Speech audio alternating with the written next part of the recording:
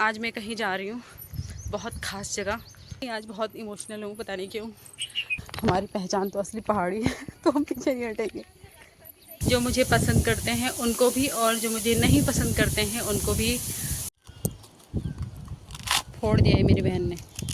मुझे उनको तो पता है, जो लोग नहीं जानते हैं उन आपको अपना साथ खुद देना पड़ेगा अपने भाई बहनों के लिए और अपनी माँ। प्रणाम, कैसे हैं आप सब? उम्मीद है कि आप सब अच्छे और स्वस्थ होंगे। तो मेरी ब्लॉगिंग की शुरुआत हो रही है 11 बजे। तो आज मैं कहीं जा रही हूँ, बहुत ख़ास जगह, तो आप लोगों को भी लेके चलती हूँ।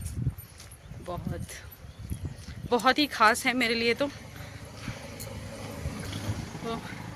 मैं जा रही हूँ रमोली मंदिर में, और वहाँ कुछ और ख़ास बात भी है। ये है हमारा बिजपुर गांव। ये वहाँ रोड जाती है इधर से, और उस मंदिर में जा रही हूँ मैं शादी के बाद, मतलब 9-10 साल बाद। तो बहुत थोड़ा अजीब लग रहा है, और कुछ कारण भी है मैं नहीं गई, तो इतने टाइम बाद आज जा रही हूँ। तो वो कारण भी आपको ज़रूर बताऊंगी। तो हम आ गए हैं मंदिर के गेट में। चल, ये देखो। वैसे हम इससे खड़े खड़े रास्ते में चलते थे, पर अब आदत पड़ गई ना, थोड़ा डर लग रहा है, लेकिन फिर भी हम जाएंगे, क्योंकि हमारी पहचान तो असली पहाड़ी है, तो हम पीछे नहीं हटेंगे। लोग भी आ रहे जा रहे हैं। किसी ने लकड़ी काटी होगी, देखो। ऐसे करते हैं हमारे यहाँ लकड़ियों का, फिर ले जाते हैं घर। तो नहीं तो घर ले जाने में बहुत दिक्कत होती है, इतने छोटे छोटे करते हैं उनको। और मेरी बहन बड़ी सरलता से, आराम से बिना गिरे ठुरे अपने सूट का, सैंडल का और मेकअप का ध्यान रखते हुए आराम से जा रही है। हम आ गए हैं पुल के करीब, और आजकल ना गधेरे में पानी बहुत कम है, क्या है ही नहीं है। देखो नीचे जा रहा है थोड़ा थोड़ा, वो कहाँ से जा रहा पता ही नहीं चल रहा वो कहाँ से जा रहा। आजकल रोपाई चल रही है ना, तो इस वजह से पानी कम है, मतलब बिल्कुल ही कम है। तो सबने खेतों में लगाया हुआ है।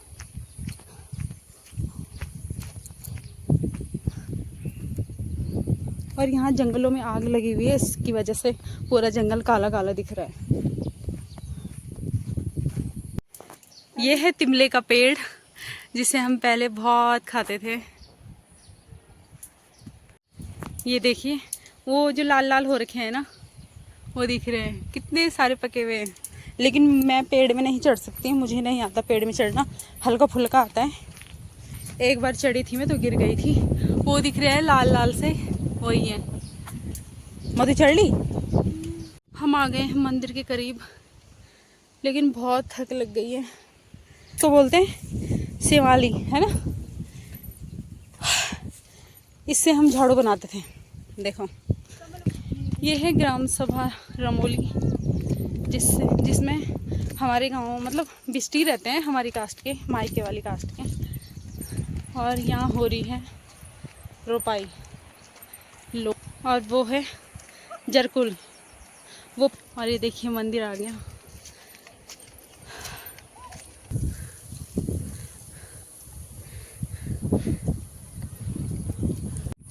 और वो है ऊपर इतने सारे गांव,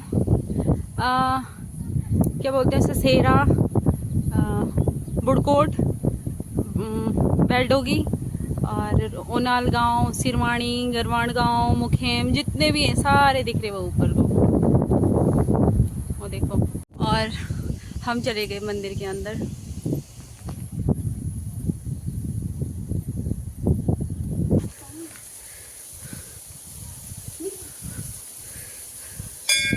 ये देखो गाइस, हम आ गए हैं मंदिर में। यहाँ हमारा बहुत पुराना नाता है, हम बचपन से इसी मंदिर में आते थे। जब यहाँ पूजा होती थी। ये माँ राजराजेश्वरी का मंदिर है जो रमोली गांव में है।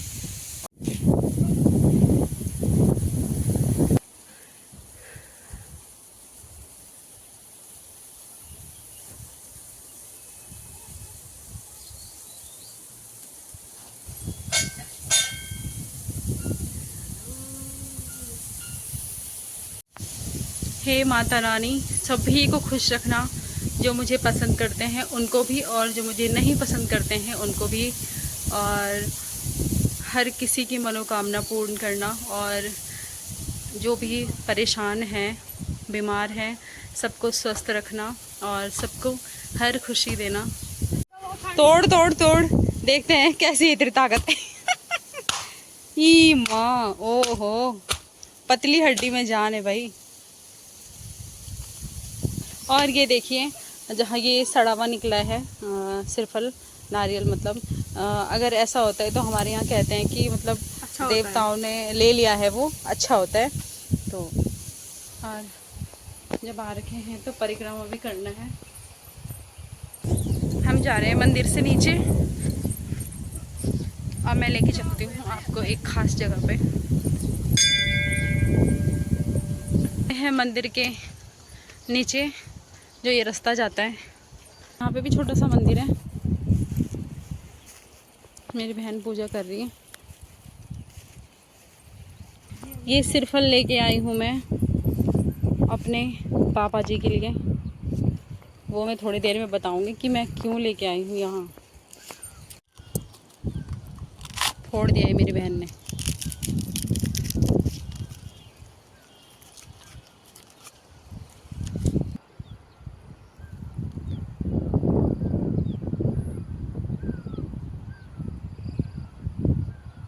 तो दगड़ियों, मैं बताती हूँ आपको कि मैं मंदिर भी आई हूँ और किसी और वजह से भी आई हूँ।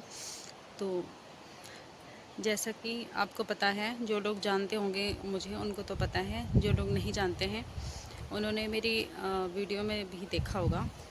मतलब कि मैंने बताया है मेरे पापा नहीं हैं, तो उनको मतलब हमें छोड़े हुए 18 साल हो गए हैं। तो 18 साल के बाद, मतलब बहुत टाइम बाद मेरा मन हुआ कि मैं यहाँ आऊँ। मैं आपको दिखाती हूँ कि मैं इधर ही क्यों आई हूँ। तो यही वो जगह है जो हमारे गांव से इधर आता है, ये रास्ता यहाँ नदी में। और यहाँ जो नहर बनी हुई है ना, एक नहर तो ये है, ये वाली बड़ी नहर, और ये इधर को जाती है, उधर को बौंसाड़ी की साइड जाती है ये यहाँ से पानी। तो मेरे पापा जी का जो ज़िंदगी का आखिरी सफ़र था वो यहीं था। मतलब जिस दिन उनकी डेथ हुई थी वो यहीं आए हुए थे और यहीं काम करते थे वो, क्योंकि यहाँ पर उनके पास ठेका था यहाँ पर नहर बनाने का, तो वो उन दिनों यहीं रहते थे। और जिस दिन उनकी डेथ हुई थी उस दिन भी वो यहाँ आए थे और यहाँ से लमगांव गए थे, और लमगांव मार्केट में उनकी डेथ हुई है। तो और मैं इसीलिए यहाँ आई हूँ क्योंकि मुझे लगता है कि कहीं ना कहीं मतलब यहाँ मुझे मेरे पापा की बहुत याद आती है, क्योंकि यहाँ उनका काम उस टाइम अधूरा छूट गया था, थोड़ा बहुत रह रखा था, और इसलिए मैं यहाँ आई हूँ। और मुझे लगता है कि वो यहीं कहीं हैं, और जहाँ भी होंगे मुझे सुन रहे होंगे, और मैं उनसे यही कहना चाहूँगी कि पापा जी, आपको गए हुए ना 18 साल हो गए हैं। मैंने बहुत कोशिश की, हर किसी को अपना बनाना चाहा, और हर कोई था अपने पास, अपना था, माँ है, भाई है, सब है,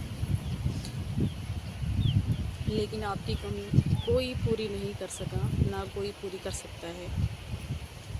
और मैं बहुत ज़िंदगी में बहुत परेशान रही हूँ, बहुत प्रॉब्लम से गुजरी हूँ, और मैंने हर पल आपको मिस किया, आपकी कमी महसूस की। और गार्जियन के रूप में भी होता है कि हाँ, हमें कोई अच्छा रास्ता दिखाए या हमारा कोई मार्गदर्शन करे, या फिर सही वो जो सीख होती है वो जो एक गार्जियन दे सकता है। तो आपके जैसा कोई नहीं था और ना कोई है, और मैं आज भी बहुत अकेली हूँ, और आपकी कमी हमेशा रहेगी और हमेशा है। लेकिन मैंने एक बात ज़िंदगी से सीख ली है कि कोई भी अपना नहीं है, कोई भी नहीं। अगर आपको कुछ करना है या फिर कुछ बनना है तो आपको अपना साथ खुद देना पड़ेगा। आपके साथ कोई खड़ा नहीं होगा।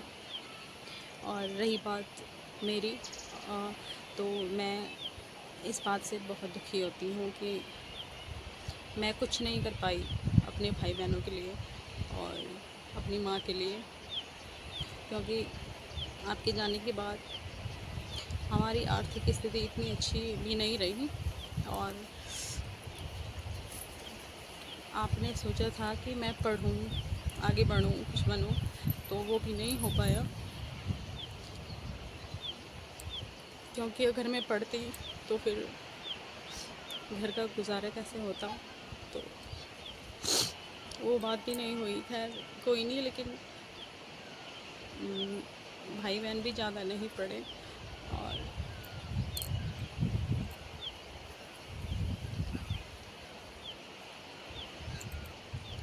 मैं कुछ नहीं कर पा रही हूँ पापा आपके बिना।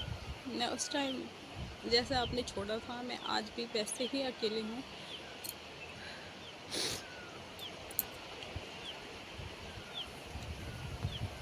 लेकिन अभी भी मैं रुकी नहीं हूँ, मैंने हार नहीं मानी है। मैं कोशिश करूँगी कि मैं आपका सपना ज़रूर पूरा करूँ और अपने भाई बहनों के लिए कुछ कर सकूँ। तो मेरी कोशिश हमेशा रहेगी, चाहे वो किसी भी चीज़ में हो, या फिर अगर मैं पढ़ाई नहीं कर सकी तो कोई बात नहीं। बहुत सारे ज़रिया हैं आगे बढ़ने के। तो पढ़ाई तो मैं नहीं कर पाई क्योंकि उस टाइम इतना मौका नहीं मिला मुझे, भाई बहन भी छोटे थे। अगर मैं पढ़ती तो फिर घर का कैसे गुजारा होता। तो बाकी चीज़ें और भी हैं। मैंने ब्लॉगिंग स्टार्ट की है, चाहे जैसे भी है लोगों की नज़र में, चाहे कैसे भी है, लोग मजाक उड़ाते हैं, हंसते हैं, जैसा भी है, लेकिन मुझे फ़र्क नहीं पड़ता। बस मुझे एक बात लगती है कि अगर आप सही हो, कुछ गलत नहीं कर रहे हो, तो कोई भी काम बुरा नहीं होता। हाँ, ब्लॉगर बनना कोई गलत बात नहीं है। मैं इसी माध्यम से आगे बढ़ूँगी, और मुझे उम्मीद है कि लोग मुझे सपोर्ट करेंगे।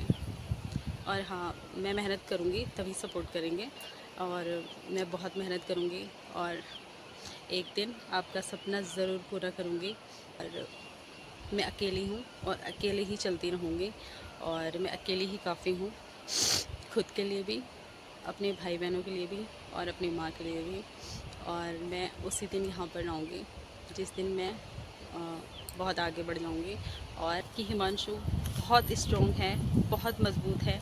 वो शायद इसलिए कि मैंने ज़िंदगी में बहुत परेशानियाँ झेल ली है, बहुत कठिनाइयों से गुज़र चुकी हूँ मैं। और पता है, सब मुझे कहते हैं कि हंसती रहती है, जब देखो हंसती रहती है, और सबको ही लगता होगा कि जब इतना हंसती है तो इसकी लाइफ में कोई प्रॉब्लम नहीं होगी।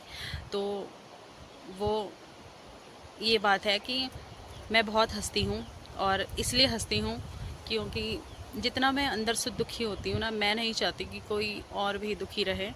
तो मैं कोशिश करती हूँ कि मेरे आसपास के लोग खुश रहें और कोई भी दुखी ना हो। लेकिन सच कहूँ तो मैं बहुत इमोशनल लड़की हूँ, मतलब सिर्फ अकेले में, दूसरों के सामने नहीं, क्योंकि मैं नहीं चाहती मेरी वजह से कोई परेशान हो या फिर माहौल ख़राब हो। तो इस वजह से तो परेशान ये है कि हाँ भाई, ज़िंदगी में सबसे बड़ी परेशानी और सबसे बड़ा दुख यही है कि पिता नहीं है। अगर पिता होना तो फिर किसी चीज़ की तो चिंता रहती ही नहीं है।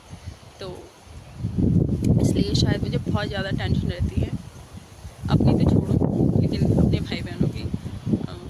माँ की, और बहुत सारी चीज़ें हैं जो मतलब सारी चीज़ें ही उनके बगैर अधूरी हैं। तो इस वजह से, और 18 साल से भी मैं उनको नहीं भुला पा रही हूँ, बिल्कुल भी नहीं। तो ऐसा कोई दिन नहीं जाता है जब मैं रोती नहीं हूँ, बहुत ज़्यादा। खैर,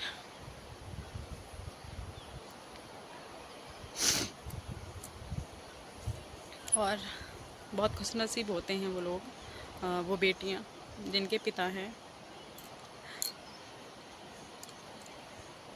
खैर, मैं समझती हूँ मेरे भी हैं, क्यों नहीं हैं, तो सिर्फ मेरे पास नहीं हैं, तो भगवान जी के पास हैं,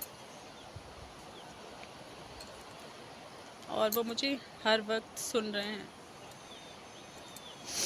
खैर, अब ज़्यादा इमोशनल हो गई हूँ मैं, तो अब मैं वीडियो को यहीं एंड करती हूँ। Thank you. और हम जा रहे हैं घर, टाइम भी ज़्यादा हो गया है।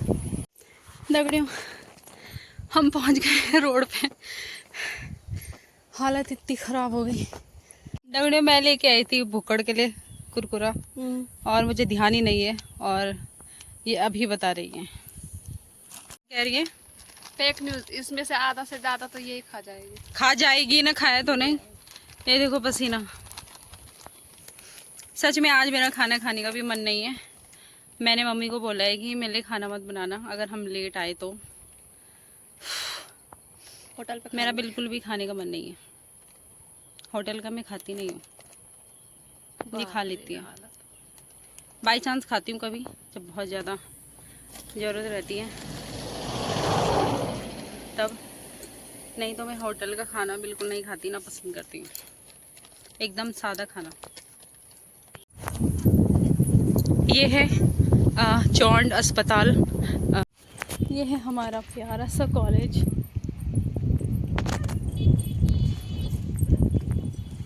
ये है भगवान जी।